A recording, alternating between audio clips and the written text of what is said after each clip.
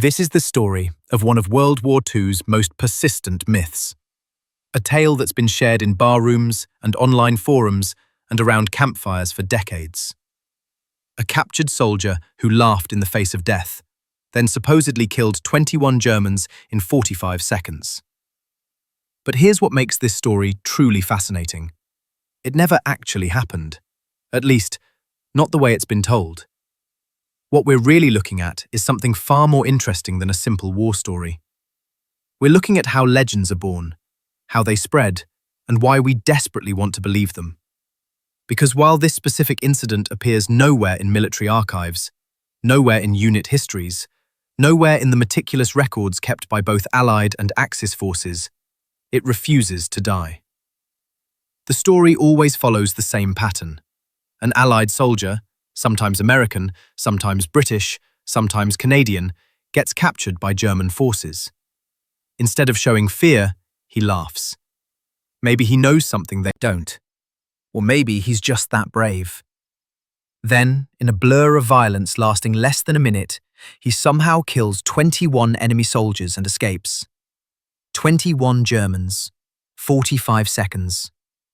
Those numbers never change in any telling of this story. And that should be our first clue. Real combat doesn't work in neat numbers.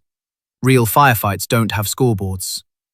When Leo Major, a Canadian soldier, single-handedly liberated the Dutch city of Zwolle in April 1945, he captured 93 German soldiers. Not 90, not 100, 93. Because that's what actually happened.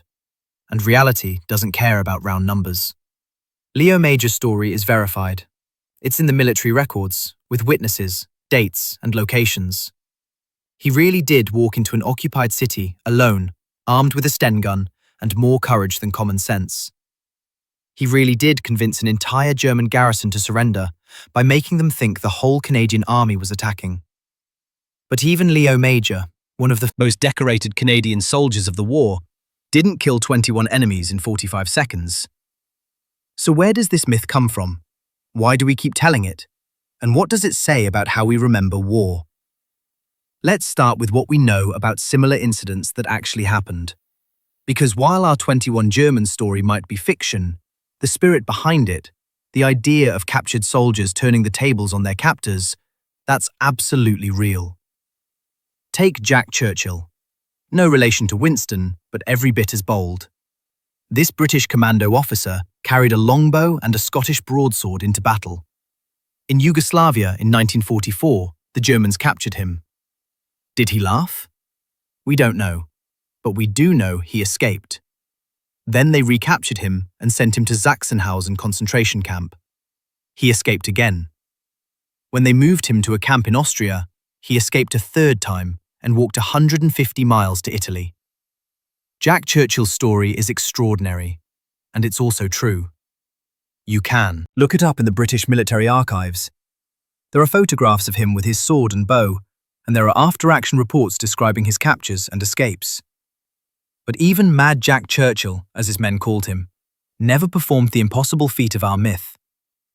Or consider the Sobibor uprising.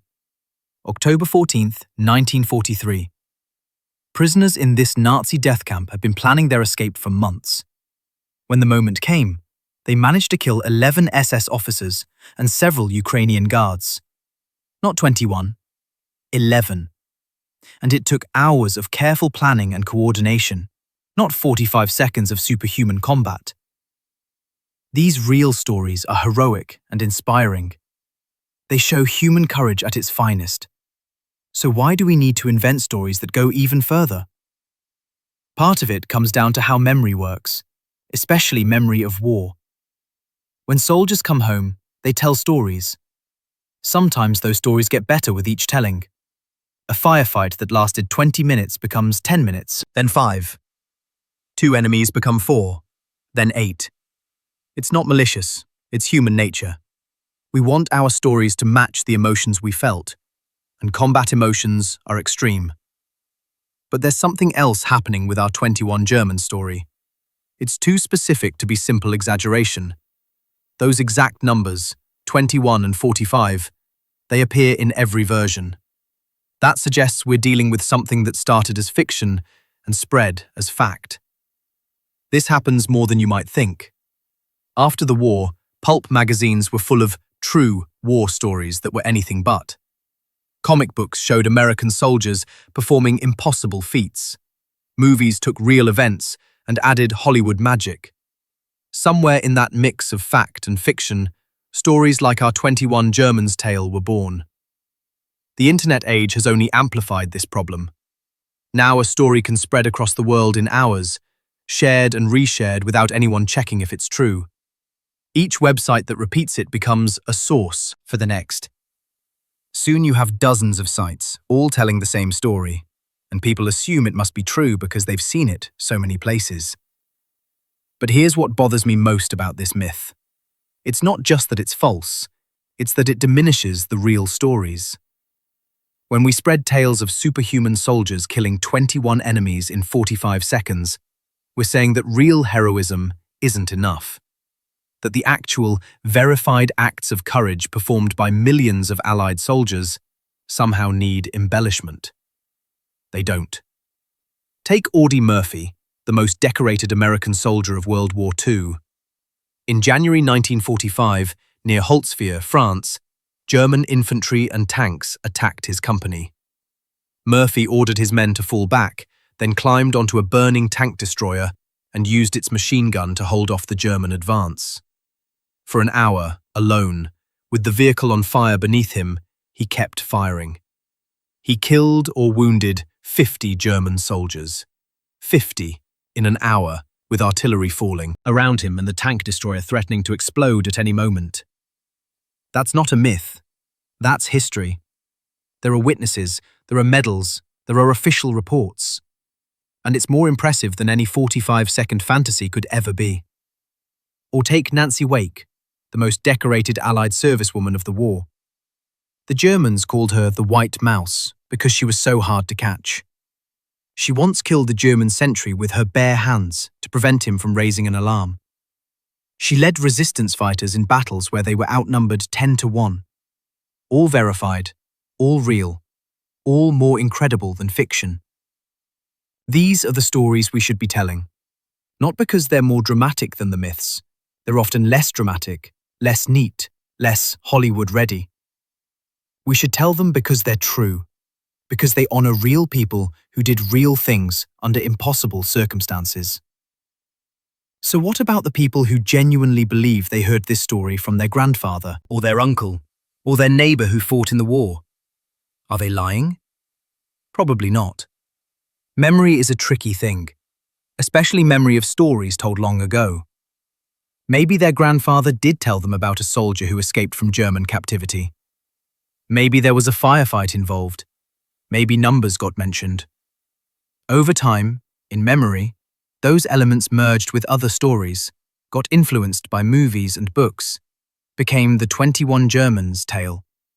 This is how folklore develops, not through deliberate deception, but through the natural human process of storytelling.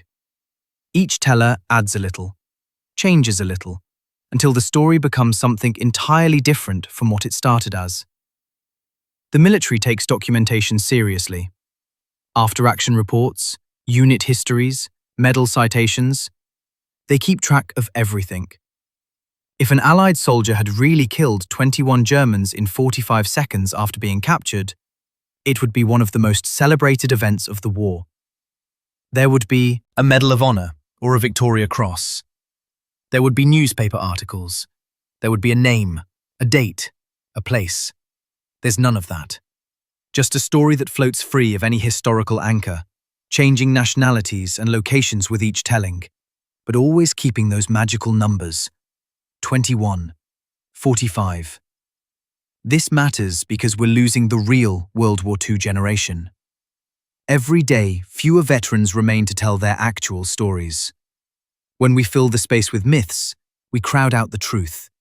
We dishonor the real sacrifices made by real people. I've searched military archives. I've read unit histories. I've gone through databases of Medal of Honor and Victoria Cross citations.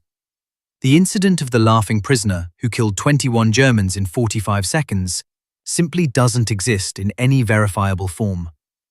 What does exist are thousands of documented cases of incredible courage. Prisoners who organized escapes, soldiers who held positions against overwhelming odds, resistance fighters who struck back against their occupiers. Each story unique, each story human, each story real. Take Witold Pilecki.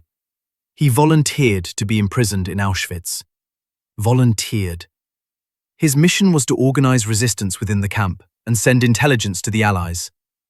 He survived nearly 3 years in that hell, organizing prisoner networks and even planning an uprising. His reports were among the first to alert the West to the Holocaust. After escaping in 1943, he fought in the Warsaw Uprising. Everything about Pilecki's story seems impossible, but it happened. We have his reports. We have testimony from other prisoners. We have German records. The truth is more incredible than any fiction we could invent. Or consider the Soviet sniper Vasily Zaitsev. During the Battle of Stalingrad, he had 225 confirmed kills. Not in 45 seconds, but over months of careful, patient work in the ruins of the city. Each shot documented, each kill verified by spotters. Real numbers from real combat. These stories don't need embellishment. They don't need magical numbers or Hollywood timing. They stand on their own as testaments to human courage and skill. So why do we keep telling the 21 German story? Why does it survive when so many true stories are forgotten? Maybe it's because it's simple. Real war is complex, messy, full of moral ambiguities and unclear victories. Our myth is clean. Good guy laughs at bad guys, then defeats them all in less than a minute. It's war as we wish it was, not war as it actually was. Maybe it's because it makes us feel powerful. In the story, one Allied soldier is worth 21 of the enemy. It feeds into the narrative that our side won because we were inherently superior, not because of the complex factors that actually determined the war's outcome. Or maybe it's just because it's a good story. It has drama, action, a clear beginning and end. It's the kind of tale that gets people's attention, that makes them want to hear more. The fact that it's not true becomes secondary to its entertainment value. But we owe the real veterans more than entertainment. We owe them accuracy. We owe them the effort to distinguish between what happened and what we wish had happened. The generation that fought World War II is often called the greatest generation. They earned that title not through impossible superhuman feats, but through very human courage in the face of enormous challenges. They were ordinary people who did extraordinary things, and that's what makes them great. When we spread myths like the 21 German story, we're saying their real accomplishments weren't enough. We're saying that Private First Class Desmond Doss saving 75 men on Okinawa without carrying a weapon isn't as impressive as a made-up story. We're saying that the Doolittle Raiders flying their B-25s off an aircraft carrier to bomb Tokyo isn't dramatic enough without fiction. They were enough. More than enough. The real stories of World War II are full of people who laughed in the face of death. Pilots who sang songs while flying through flak. Soldiers who cracked jokes in foxholes while artillery fell around them. Sailors who kept their humor even as their ships sank beneath them. That gallows humor, that ability to find something to laugh about in the darkest moments, that was real. That was how they coped. But they didn't turn into superhuman killing machines afterward. They were brave, skilled, sometimes lucky human beings doing their best in impossible situations. And that's more impressive than any myth. I think about all the verified stories that don't get told because they're not sensational enough. The B-17 crew that flew their damaged bomber back to base on 2 engines. The medic who treated wounded soldiers for days without sleep. The codebreakers who spent years in windowless rooms, their crucial work unknown for decades. These stories are quieter than our myth, but they're real. Every time someone shares the 21 German story as fact, Another real story goes untold. Another real veteran's experience gets overshadowed by fiction. Another opportunity to learn from actual history slips away. So what should we do when we encounter stories like this?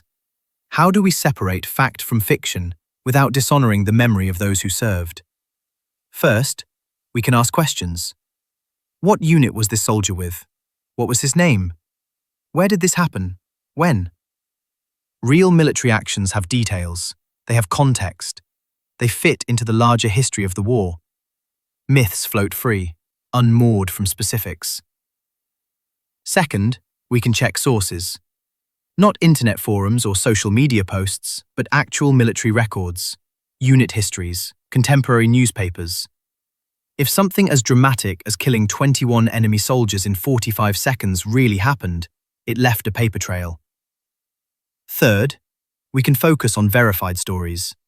There are thousands of them, each more incredible than fiction.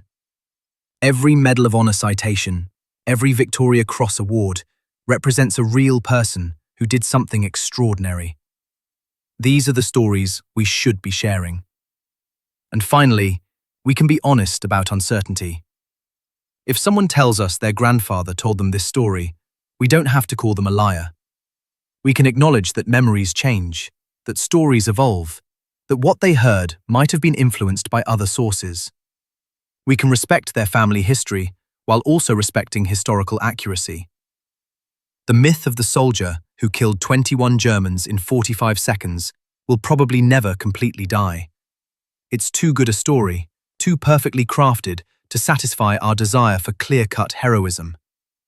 It will continue to circulate on the internet, to be told in bars, to be believed by people who want to believe it.